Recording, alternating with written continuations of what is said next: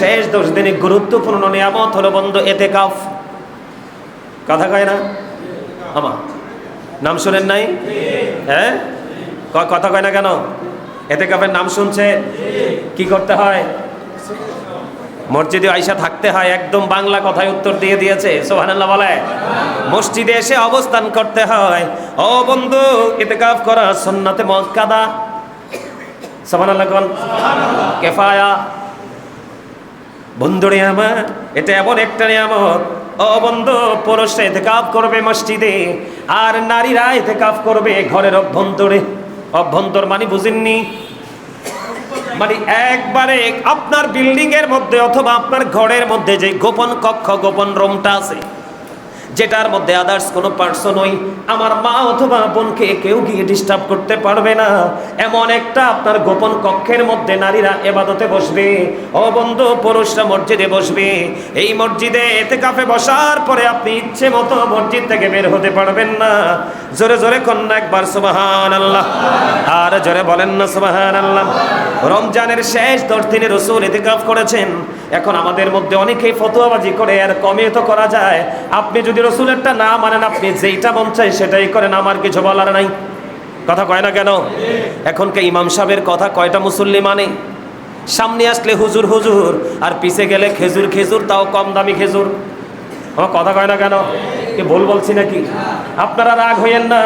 ইমাম শব্দের, খতিব শব্দের মুসল্লি কখনো সব মুসল্লি আপন হয় না, কোনদিন মুসল্লি আপন হয় না। ও বন্ধু, দীর্ঘ ক্যারিয়ারে যখন ইমাম সাহেব ইমামতি করে 2-4টা মুসল্লি এমন হয় তার ইমাম সাহেবের জন্য জীবনটা পর্যন্ত বরাদ্দ রাখে। কিন্তু ম্যাক্সিমাম মুসল্লি ইমাম সাহেবের বন্ধু হয় না। প্রত্যেকটা মুসল্লি যদি তার ইমামকে বন্ধু হিসাবে বাছাই করে নিত, তাহলে প্রত্যেকটা ঘরে ঘরে একটা করে ইমাম কিন্তু অটোই তৈরি হয়ে যেত। আর ইমাম যখন তৈরি হতো, এই সমাজ থেকে নোংরা শব্দ চিরতরে মুছে যেত। কথা বলেন না কেন? আমার অনেক মুসল্লি আছে, আমার ওয়াজ শুনতে শুনতে এত পাকাপোক্ত হয়েছে, কেউ ফতোয়া দিলে সবার আগে সে যে আনসার দিয়ে দেয়। আমার সুবহানাল্লাহ বলেন না কেন? আরো জোরে। এই জন্য বললাম, মুসল্লি কখনো ইমাম সাহেবের বন্ধু হয় না। বলে হুজুর, ইমাম সাহেব মুসল্লির মাধ্যমে আল্লাহর দিদার পেতে চায় যদি সত্যিকারের ইমাম হয়। বলে হুজুর কেন বললেন?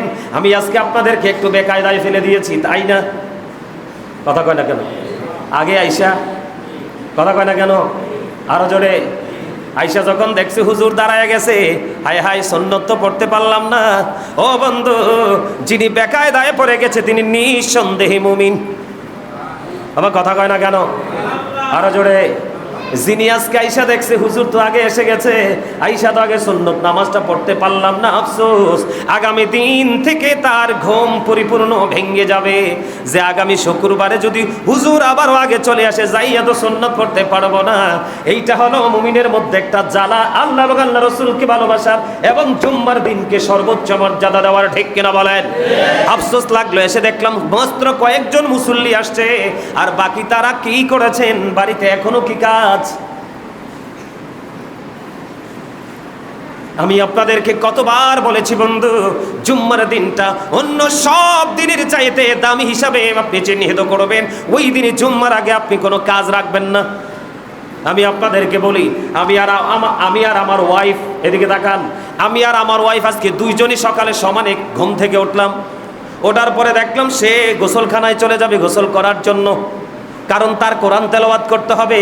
সে সকালবেলা উঠে আগে গোসল করে, কারণ গোসল করার পরে, কারণ নারীদের কিন্তু জোহরের পর থেকে ইফতার নিয়ে ব্যস্ত। কথা কয় না কেন? তার অনেক পরিশ্রম করে। আজকে যখন দেখলাম উনি কি করতেছেন, গোসলখানার দিকে চলে যাচ্ছেন, আমি বললাম থামো তুমি, আজকে গোসল আমি আগে করব। এই যে প্রতিযোগিতা, এই প্রতিযোগিতা আপনার আমার মধ্যে তৈরি করতে হবে। কারণ আজকে জুমার দিন, তুমি তো ঘরে থাকবা, আমাকে মসজিদে যেতে হবে। তার মানে তোমার চাইতে আজকের দিনের সময়টা আমার কাছে বেশি গুরুত্বপূর্ণ, ঠিক কিনা বলায়? এইভাবে প্রতিযোগিতা করতে হবে, একজন আরেকজনের সাথে কম্পিটিশন করতে হবে। এইটা হলো মুমিনের নমুনা, মুমিনের চিহ্ন। একজন যদি 4 আঙ্গুল পাঞ্জাবি পরে, আপনি পরবেন 8 আঙ্গুল নিচে। কারণ লম্বা পাঞ্জাবি যত লম্বা হবে ততই আপনার সওয়াব বেশি হবে, সুন্নাত আদায় হবে। সুবহানাল্লাহ বলেন, আর জোরে বলেন। বন্ধুরে আমার, এই জন্য আমি আপনাদেরকে বলে দিতে চাই, আমরা রমজানের শেষ 10 দিন ইতিকাফ করব, ঠিক কিনা বলেন? মসজিদে ইতিকাফ করতে গিয়ে আপনার ইচ্ছে মতো মসজিদ থেকে বের হতে পারবেন না বিশেষ কোনো প্রয়োজন ছাড়া। কি করা? বিশেষ কোনো প্রয়োজন ছাড়া আপনি বন্ধু মসজিদ থেকে কি করতে পারবেন না, মসজিদ থেকে আপনি বের হতে পারবেন না, স্ত্রীকে আপনি টাচ করতে পারবেন না, স্ত্রী সহবাস করতে পারবেন না। ও বন্ধু, আপনি জানাজার নামাজে অবস্থান করতে পারবেন না। ও বন্ধু, তারপরে আপনাকে বলা হয়েছে প্রয়োজনে আপনি মসজিদ থেকে বের হতে পারবেন না। এখন কিন্তু ইতিকাফে বসার পরে অনেকেই কিন্তু এলোমেলো কথা বলে ফেলে। কথা কয় না কেন? এটা যে কি গুরুত্বপূর্ণ জিনিস এটা তারা বুঝতেই চায় না। ও বন্ধু, এই জন্য আপনাকে আমাকে ইতিকাফ করতে হবে, আপনার জীবনের গুনাহগুলি মাফ করে দেওয়া হবে। হাদিস শরীফের মধ্যে এসেছে, আপনার আমার প্রাণের রাসূল তিনি বলে দিয়েছেন, ও বন্ধু, যে ব্যক্তি ইতিকাফ করতে গিয়ে সকল রকমের অপরাধ থেকে বেঁচে থাকে, আল্লাহ রাব্বুল আলামিন সমস্ত মুমিনের সমান আমলনামা তার আমলনামায় মুমিনের সমান নেক দেওয়া হয়। সুবহানাল্লাহ বলেন না কেন? হিসাবটা ক্লিয়ারলি বুঝতে পারছেন নি? মানে ইতিকাফে বসার পরে আপনি সব ধরনের অন্যায় থেকে অপরাধ থেকে বেঁচে থাকলেন, সব ধরনের অপরাধ থেকে বন্ধু বেঁচে থাকলেন। এই বেঁচে থাকার কারণে আপনি পরিপূর্ণভাবে ইতিকাফ করলেন। এই ইতিকাফ করার কারণে আজকে হাদিস শরীফের মধ্যে এসেছে, আল্লাহ রাব্বুল আলামিন ওই বান্দার আমলনামায় সমস্ত নেককারীগণের সমতুল্য নেক তার আমলনামায় দেয়। জোরে জোরে কন্যা সুবহানাল্লাহ। এখানে আপনাকে আমাকে মনে রাখতে হবে, রোজা শুধু রাখলেই হবে না। আবার আজকে আপনাদেরকে বন্ধু আমি মনে করিয়ে দেই, রাত্রি জাগ্রত থেকে আপনি নামাজ পড়েছেন, এই নামাজ দিয়ে আল্লাহর কিছু যায় আসে না। শুধু রাত্রিটাই জাগ্রত থেকেছেন, আর কিছু আপনি এখান থেকে পাচ্ছেন না। তার কারণ হলো নামাজের মধ্যে যে প্রেম এবং তাকওয়া থাকার কথা ছিল, এইটা আপনার মধ্যে ছিল না বন্ধু। আল্লাহ রাসূল জানিয়ে দিলেন, রোজা রেখে তুমি সারাদিন তুমি পানাহার ত্যাগ করেছো। এই রোজা রাখার পরে শুধু তোমার পানাহার তোমার নসিবে জুটলো, এর বাইরে তোমার আর কিছুই জুটলো না। কারণ এই রোজা রাখতে গিয়ে তোমার যে তাকওয়ার কথা ছিল, তোমার যে বন্ধু প্রেম থাকার কথা ছিল, সেটার দুইটার একটাও ছিল না। তুমি রোজা রাখার সময় নিয়ত করবে আমি আল্লাহ রাসূলকে ভালোবেসে আল্লাহর দিদারের আশায়, কারণ আল্লাহ রাব্বুল আলামিন বলে দিয়েছেন রোজা আমার জন্য, আর এই রোজার প্রতিদান আমি আমার বান্দাগুলোকে দিব। জোরে জোরে কোন সুবহানাল্লাহ। যেমন আপনি রোজাকে কেমন ভাবে রোজা হিসাবে চিহ্নিত করবেন? বলে হুজুর আমি কি করবো না, কখনো অশ্লীল কথা বলবো না, মিথ্যা কথা বলবো না, কাউকে গালি দিব না, পরনিন্দা করব না।